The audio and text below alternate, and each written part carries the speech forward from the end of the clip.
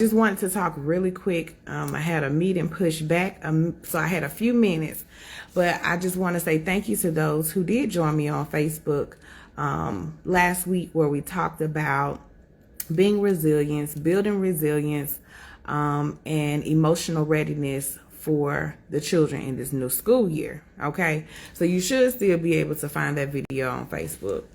Nevertheless, this morning I wanted to talk real quick because some of you mothers are still preparing for your children to begin school. Some school has already started, okay? And so I'm not sure if you really checked off all the boxes that you needed to before this school year started. So I just wanted to talk to you real quick.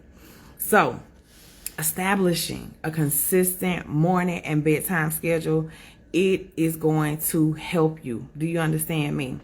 I mean, if you have to use sticky notes so that you can write it and stick it on the children's mirrors or even on their walls, you want to give them a heads up of what is to be expected. And then guess what? It makes it less complicated in the morning. I'm just going to be honest. I get up early. I don't mind all of that. But to be honest, all that talking in the morning.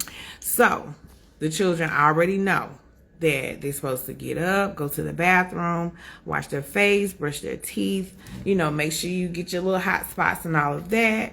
And then we're going to have a little breakfast. And then you're going to go back and you're going to wash up again just to make sure your face clean. So when the children know exactly what they're supposed to do, that they're supposed to either make sure they got their snacks, their backpacks and everything. We try to do a lot of stuff the night before. So that could definitely help you too with your routine by prepping before the time.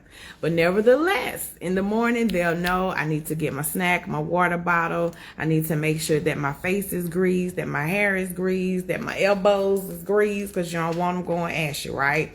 And so they get to also play a part in this. Like, ask your children, what are some of the things that we need to get done?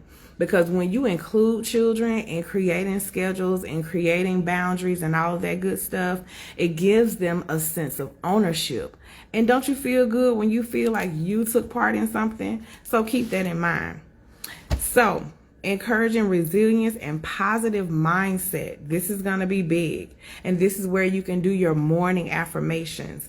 And not just, I'm beautiful, I'm smart. No, let's hit it with a sentence. Okay, let's hit it with a sentence with purpose. Like, I am smart and I think before I react. Right? I am kind and I will treat others how I would want someone to treat me. Make sure that you're creating these sentences so that they can have a full purpose. Do you understand? And you also want to teach calm down techniques. Now, this could be counting backwards, 10, 9, 8, 7, all the way down to 1, as, they take those deep breaths, or they can simply just, get quiet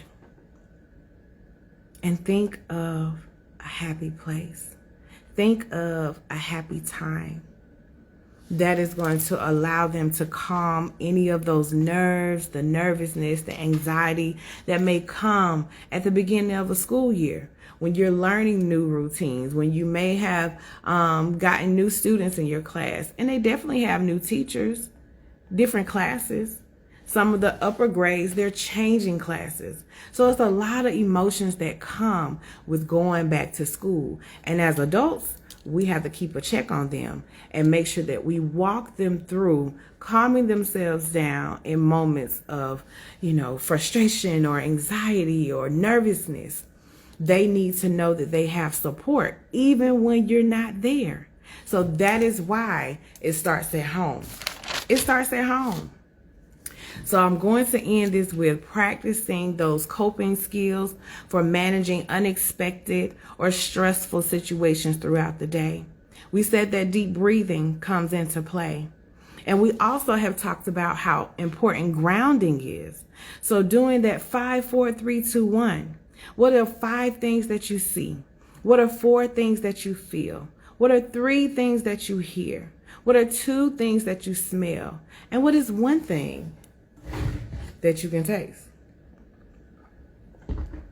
This encourages the individual child or adult if you need to do it too, to focus on the immediate surroundings and become more aware of their present experiences. And so what all that does is it slows down that racing mind, and it also will open up the opportunity to think of what is something that you need to say. What is a question that you may need to ask? Is there something that you need to ask an adult? Is there something you need to say to one of those students, those classmates of yours? Being able to calm yourself and find that focus to choose your words, say them and mean them. And if you need support, I just need for you parents, you moms, I need for you to continue to point out those trusted adults that your children can go to when they are in your absence. Okay? So I really think that's all I have. There is a video. It's called Hand on Heart Anxiety Reduction. And it is with Miss Melissa Nuns Harwitz. You can find that video on YouTube. Hands on Heart Anxiety Reduction. And that is another exercise, another breathing exercise where you can come into contact with yourself, teach your children to find their heart, listen to their heartbeat, calm themselves, and be able to move forward.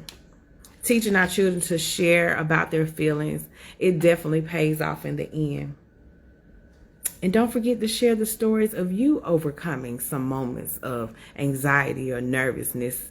The children need to know that they're not alone. Well, I truly have enjoyed you. Whether you see this now on the replay, leave me a comment, let me know. Make sure you're following me. Let's get these followers up to 1,000 so that I, Queen Shebah, can keep coming back to see you. I want you to have a great day. Remember to be good, be positive, not only to yourself, others too. I'm here for you. I'm out.